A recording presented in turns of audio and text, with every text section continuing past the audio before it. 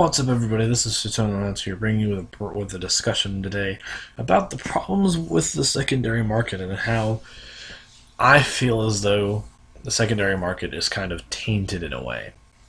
And I'm not saying that the secondary market is bad or unreliable or anything like that.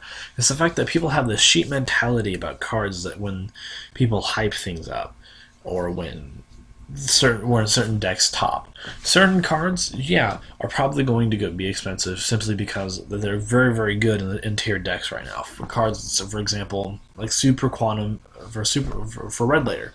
Red Layer is really, really good in Monarchs, and I wouldn't doubt that. And it kind of deserves the $20 price point because of that. It's also really good in Super Quantum's the deck itself, because it's a very, very powerful, very, very strong card for the deck. Cards like Phantom Knights, because it topped this very, very small event compared to a lot of other events, but topped a very small event. Day one, this card goes up in price, but I mean, sure, it's necessary in the deck. You kind of have to play this card in Phantom Knights, but there are certain cards that I don't understand. Cards that like Leviair, or even Force Strix for that matter. Force Strix is not even a card that probably doesn't even deserve that its $20 price point. Sure, it's a card that's very, very good. It's very, very good in like two decks ever: Black Wings and Raid Raptors. The only reason why it's not higher is because Raid Raptors or Black Wings aren't tier yet. Or at least no one has cracked the formula to Raid Raptors to make them good enough to be considered tier level on the top tier level in the top 5.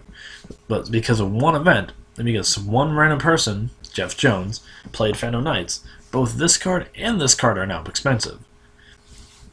Do you see the problem here? And not to mention, considering the fact that some people are still paying roughly $70, $60 for Dark Destroyers when it's going to get reprinted in less than a month.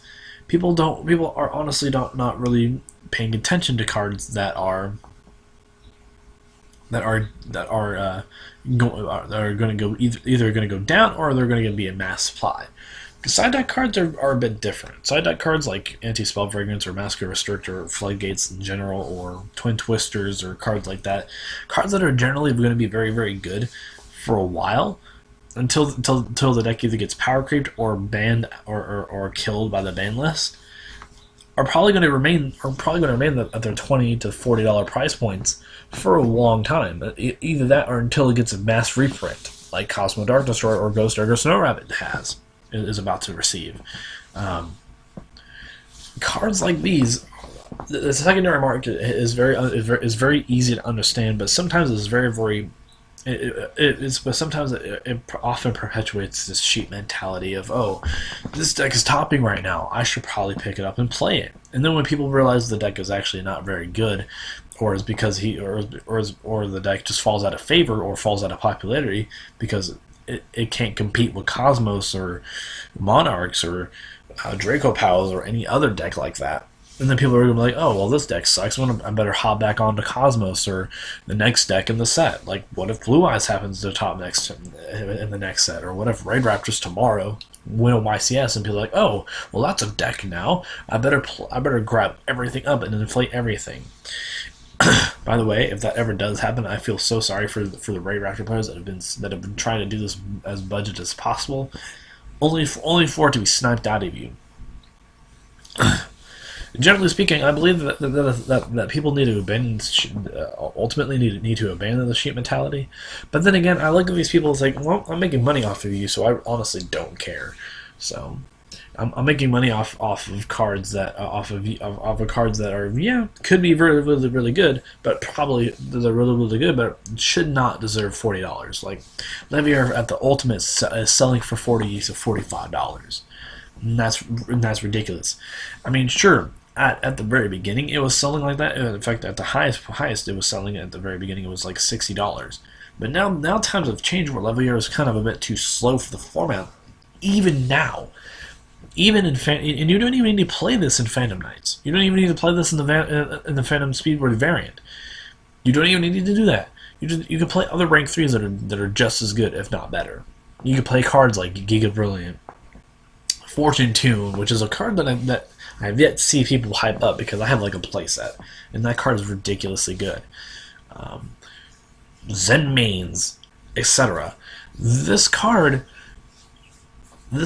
probably does not deserve its $40 price point, and if it does, I would like to see in what other deck other than Phantomites that is currently being used in.